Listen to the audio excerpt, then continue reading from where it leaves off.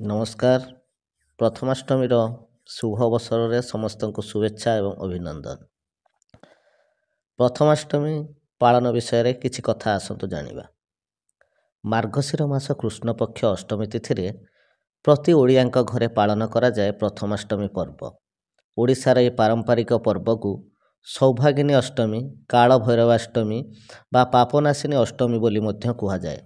ଅତୀତରେ ମାର୍ଗଶିର ମାସକୁ ବର୍ଷର ଆଦ୍ୟ ମାସ ବା ପ୍ରଥମ ମାସ ଭାବରେ ଗଣନା କରାଯାଉଥିଲା ଓ ବର୍ଷାରମ୍ଭ ମଧ୍ୟ ଏହି ମାସରୁ ହେଉଥିଲା।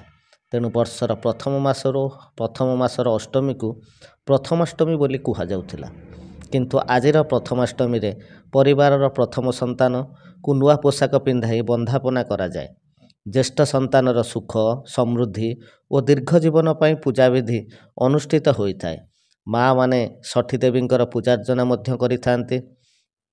ପଞ୍ଚପଲ୍ଲବ ଏବଂ ପଞ୍ଚଶସ୍ୟରେ କଳସ ପୂଜା ଓ ବରୁଣ ପୂଜା ହୋଇଥାଏ। ଓଡ଼ିଆ ପରମ୍ପରା ଅନୁଯାୟୀ ପ୍ରଥମାଷ୍ଟମୀ ଦିନ ଘରର ଜ୍ୟେଷ୍ଠ ସନ୍ତାନଙ୍କୁ ନୂତନ ବସ୍ତ୍ର ପିନ୍ଧାଇ ଦିଅଁଙ୍କ ଆଗରେ ପିଢ଼ା ଉପରେ ବସାଇ ଦୁଇ କାନରେ ଫୁଲ ଓ ମୁଣ୍ଡରେ ଚନ୍ଦନ ଲଗାଇବା ପରେ ଦୁବ, ବରକୋଳି ପତ୍ର ଓ ହଳଦୀ ମିଶା ଚାଉଳ ସେମାନଙ୍କ ଉପରେ ପକାଇ ମା ମାନେ ବନ୍ଦାପନା କରିଥାନ୍ତି। ଜ୍ୟେଷ୍ଠ ସନ୍ତାନ ଷଠୀ ଦେବୀଙ୍କୁ ମୁଣ୍ଡିଆ ମାରି ପିତାମାତା ଓ ଗୁରୁଜନଙ୍କର ଆଶୀର୍ବାଦ ଭିକ୍ଷା କରନ୍ତି।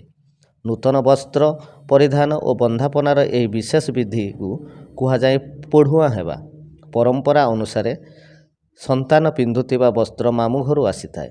ମାମୁଁମାନେ ନୂଆ ଲୁଗା ଓ ମିଷ୍ଟାନ୍ନ ଓ ଅନ୍ୟାନ୍ୟ ସାମଗ୍ରୀ ସହିତ ଭଣଜା ଭାଣିଜୀଙ୍କର ଘରକୁ ଯାଇ ପୋଢ଼ୁଆଁ କରୁଥିବାରୁ ତାଙ୍କୁ ଅଷ୍ଟମୀ ବନ୍ଧୁ ବୋଲି କୁହାଯାଏ। ଏହି ପୂଜାର ବିଶେଷତ୍ୱ ହେଲା ଏଣ୍ଡୁରି ପିଠା, ଯାହାକୁ ହଳଦୀ ପତ୍ରରେ ତିଆରି କରାଯାଏ।